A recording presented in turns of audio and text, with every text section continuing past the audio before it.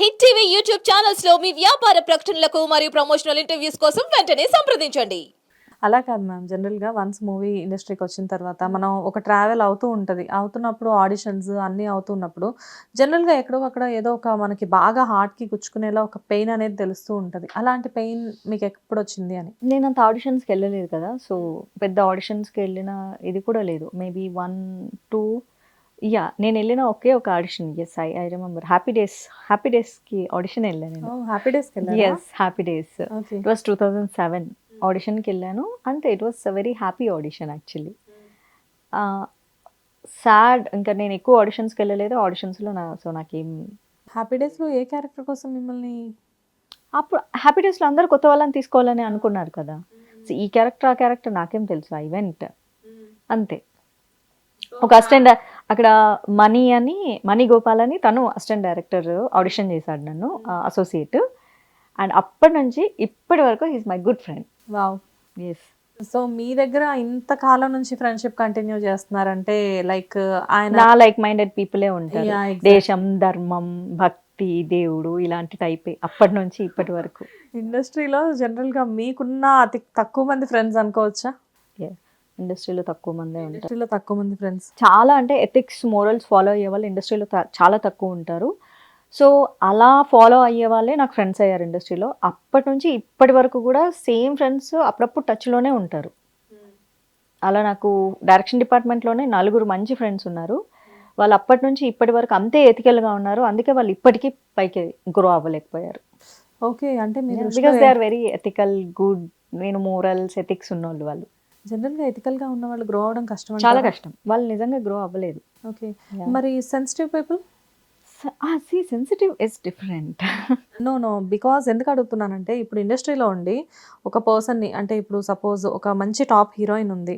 ఒక డైరెక్టర్, ఒక టాప్ డైరెక్టర్‌నో, ఒక టాప్ హీరోనో ఇష్టపడిందనుకోండి. లైక్ అంటే ఇండస్ట్రీలో కొన్ని జరిగాయి ఇంతకుముందు. ఇష్టపడితే ఈ అమ్మాయి చాలా ఎమోషనల్‌గా అతనికి కనెక్ట్ అవుతుంది. అతనేంటంటే చాలా ప్రాక్టికల్‌గా ఉంటాడు. సో, అలాంటి వాళ్ళు కొంచెం పైకి రావడం అనేది కష్టమేనేమో కదా? సెన్సిటివ్ అనేది నేచర్‌కి సంబంధించింది కదా! ఎథిక్స్, మోరల్స్ అనేవి క్వాలిటీస్. రెండింటిని అసలు మనం కంపేర్ చేయలేము. I'm also very sensitive. But బయట ప్రజలకు తెలీదు. అది కాదు. బయట ప్రజలకు తెలియకపోవడం కాదులే గానీ, మీ ప్రాబ్లమ్ ఐ మీన్ మిమ్మల్ని చూసే వాళ్ళ ప్రాబ్లమ్ ఏంటి అంటే, ఒక కోణంలో మిమ్మల్ని చూస్తే చాలామంది ఏమనుకుంటారంటే, అమ్మో! మాధవీలత గారంటే ఈవిడ అసలు rough and tough, dare and dashing, అవసరమైతే పక్కకెళ్తే కొట్టేసి మాట్లాడద్దేమో అనుకుంటారు. మంచిదే కదా! యాక్చువల్లీ సొసైటీలో అలా కనిపించడం చాలా చాలా మంచిది. చాలా అండ్ మంచిది. That to depends on the situation కదా! ఇప్పుడు నేను ఏం టాపిక్ మాట్లాడుతున్నా అన్న దాని మీద బేస్ అయి ఉంటుంది. ఇప్పుడు నేను స్వీట్‌గా, క్యూట్‌గా మాట్లాడాననుకో ఎక్కదు. నా ఇన్‌స్టాగ్రామ్ ఫాలోవర్స్‌కి నేను ఎప్పుడు స్వీట్ అండ్ క్యూట్‌గానే తెలుసు. ఇలా మీడియాలో చూసే వాళ్ళకు స్ట్రాంగ్ పాయింట్స్, మీరు అడిగే క్వెషన్సే అలా ఉంటాయి కాబట్టి నా ఆన్సర్స్ అంతా షార్ప్‌గా ఉంటాయి. హ్మ్. నాకు ఏదైనా ఓకే. ఏదైనా ఓకేనా? బేసిక్‌గా కాకపోతే ఏంటంటే, నాకు తెలిసినంత వరకు అంటే నా ఫ్రెండ్ సర్కిల్‌లో చాలామంది మీకు నాకు కామన్‌గా కొంతమంది తెలిసిన ఫ్రెండ్స్ ఉన్నారు. వాళ్ళు చెప్పడం అంటే, మాధవీలతనా? అసలు ఎంత స్వీట్ గర్ల్ తెలుసా తను? ఎందుకు తన నా గురించి గురించి అంత మంచిగా కూడా మాట్లాడతారు. మీకు తెలీదు. ఈసారి ఎప్పుడైనా మీకు వినిపిస్తాను నేను. This is amazing. జనరల్‌గా అమ్మాయి ఎందుకు కెమెరా ముందుకు రాగానే సంథింగ్ అలా చేంజ్ అయిపోద్దో మాకైతే తెలీదు గానీ పర్సనల్‌గా చంద్రముఖిగా మారిపోయిన మాధవీలత. ఎగ్జాక్ట్‌లీ ఇప్పుడు కూడా మారిపోయింది. ఇదే మాట్లాడతారు బయట. నైస్. కాకపోతే ఏంటంటే పర్సనల్‌గా ఆఫ్ కెమెరా మిమ్మల్ని చూసిన వాళ్ళు ఎవరు కూడా అలా అనుకునే ఛాన్స్ అయితే లేదేమో అనుకుంటున్నాను నేను. That's obvious actually. అది అందరి నుంచి వచ్చిన కాంప్లిమెంట్స్. అండ్ 1 ఆర్ 2 టైమ్స్ మీతో మాట్లాడిన తర్వాత ఆటోమేటిక్‌గా అర్థమవుతుంది. రెగ్యులర్‌గా వచ్చే కాంప్లిమెంట్స్ అవి. అంటే మిమ్మల్ని స్క్రీన్‌లో చూసి ఇలా అనుకున్నాం బట్ రియల్‌గా అలా లేరు. హే! నేను కూడా మనిషినే తెలుసా యాక్చువల్లీ అందరిలాగా పుట్టేసా.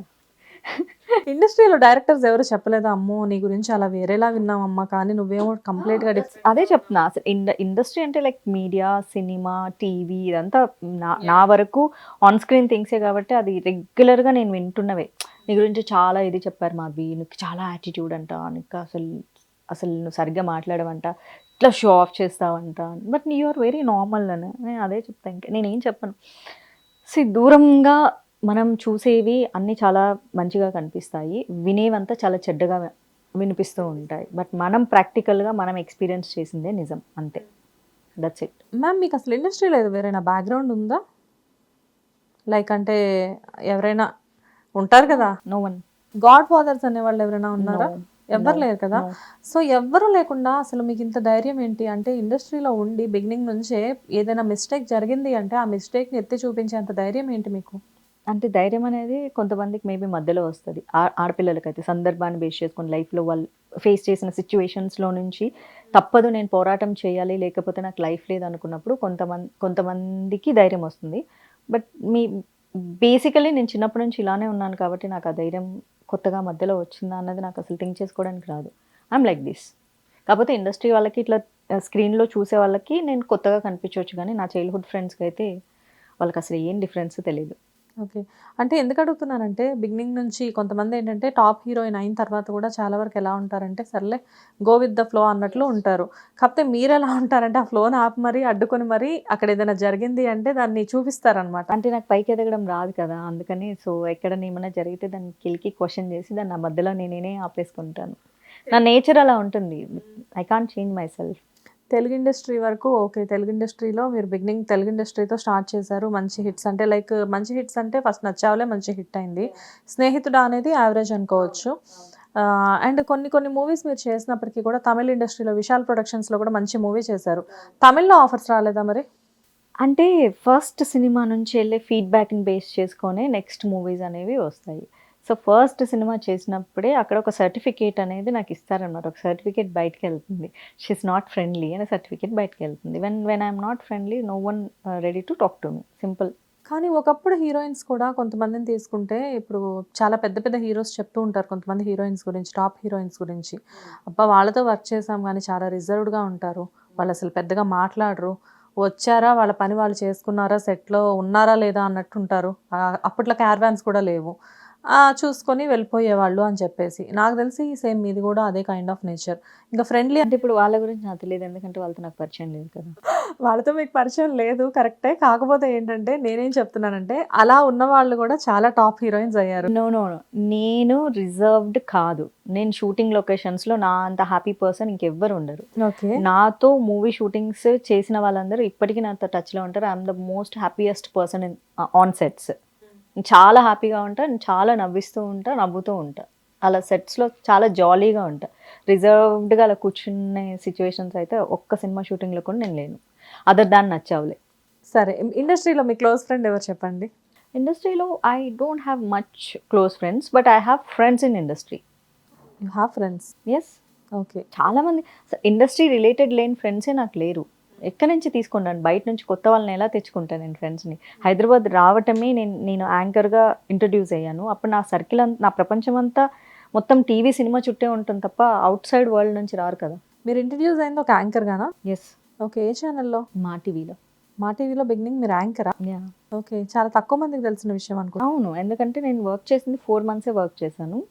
సో, ఆ 4 మంత్స్‌లో ఫస్ట్ మా టీవీలో వచ్చాను. తర్వాత ఈటీవీ 1లో అప్పుడు సోమాజిగూడలో ఈటీవీ ఉండేది. అది ఈటీవీ. అండ్ దెన్ బేగంపేటలో ఈటీవీ 2 ఉండేది. అండ్ జీ తెలుగు. ఈ 4 ఛానల్స్‌లో యాంకర్‌గా చేశాను. యెస్, ఖైరతాబాద్. సో, అట్లా మొత్తం అట్లా తిరుగుతూ ఉండేదాన్ని. మొత్తం ఆ సరౌండింగ్సే తిరిగారు. సోమాజిగూడ, బేగంపేట, ఖైరతాబాద్. ఎలా తిరిగేవాళ్ళు? స్కూటీ. స్కూటీ. యాహ్! ఉండేదెక్కడ? ఎస్ఆర్ నగర్‌లో ఉండేదాన్ని. హాస్టలా? ఫస్ట్ హోస్టింగ్ చేసేటప్పుడు పీజీలోనే ఉండేదాన్ని. ఓకే. సీరియల్ చేసేటప్పుడు దెన్ హౌస్‌కి షిఫ్ట్ అయ్యాం. అన్నపూర్ణలో సీరియల్ చేశాను యాంకర్ తర్వాత. సో, వాళ్ళు అగ్రీమెంట్ రాసుకున్నారు. యాంకరింగ్ చేయకూడదు. మా ప్రొడక్షన్‌లో హీరోయిన్‌గా చేయాలంటే అన్నారని యాంకరింగ్ వదిలేయాల్సి వచ్చింది. ఓహ్!